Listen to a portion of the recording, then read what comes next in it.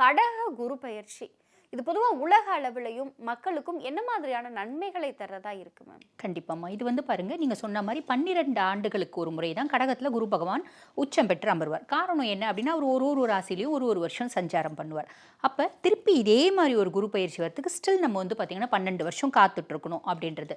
இதுல குரு பகவான் உச்சம் பெற்று அமர்றது ஒரு பெரிய பிளஸ்மா. அதுக்கும் மேல இந்த காலகட்டத்தில் பார்த்தீங்கன்னா சனி ஏறக்குறைய 6 ராசிகளுக்கு கெடுக்கணும் அப்படின்னு ஒரு கங்கணம் கட்டின்னு இருக்கார். உதாரணத்துக்கு மேஷ ராசி அன்பர்களுக்கு 7 நாட்டு சனியா இருக்கார் இல்லைங்களா? அதே மாதிரி சிம்ம ராசி அன்பர்களுக்கு அஷ்டமத்து சனியாகும், கன்னி ராசி அன்பர்களுக்கு கண்டக சனியாகும், தனுசு ராசி அன்பர்களுக்கு அர்த்தாஷ்டம சனியாகும், கும்பராசி அன்பர்களுக்கு பாத சனியாகும், மீன ராசி அன்பர்களுக்கு ஜென்ம சனியாகவும் இருக்கார். ஆக இந்த 6 ராசிக்கு ஏதோ ஒரு விதத்தில் அவர் ஒவ்வொரு ஆங்கிளில் கெடு பலன்கள் செய்யணும் அப்படின்னு இருக்காரு. ஆனால் இந்த குரு பயிற்சியாகி கடகத்தில் உச்சம் பெற்று அமர்றது மட்டும் அதில் பியூட்டி இல்லைம்மா. அவரோட உச்ச பார்வை 9ஆம் பார்வை மீனத்தில் இருக்க சனியை பார்க்குறார்.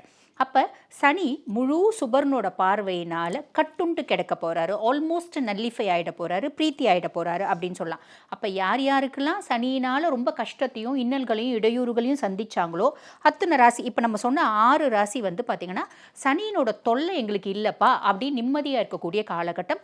மீதி இருக்க 6 ராசிகளுக்கு சனி பகவானே நல்லது தான் செய்ய போகிறார். புரியுதுங்களா? அதுக்கும் மேலே குருனோட 9ஆம் பார்வை சனி மேலே படுறதுனால பொதுவாகவே சனி பார்த்திங்கன்னா மந்தன் முடவன். அப்போ நிதானமாக ஸ்லோ மூவிங் பிளானட். ஒரு ராசியிலேருந்து இன்னொரு ராசிக்கு சஞ்சாரம் பண்ணுறதுக்கு, ஒரு ராசியில் ஏறக்குறைய 2.5 வருஷம் சஞ்சாரம் பண்ணுவார். இன்னொரு ராசிக்கு பயிற்சியாகி போகிறதுக்கு அந்த 2.5 வருஷம் காலகட்டம் எடுத்துக்கிறாரு. அவர் பார்த்திங்கன்னா குருனோட பார்வையினால ரொம்ப என்ஹான்ஸ் ஆகிடுவார், சட்டுன்னு நற்பலன்களை கொடுக்க போகிறார். அப்போ இந்த குரு பயிற்சி ஆல்மோஸ்ட் 12 ராசிகளுக்கும் நல்லது மட்டும்தான் நடக்க போகுது. இதுதான் ஒரு பெரிய பிளஸ்.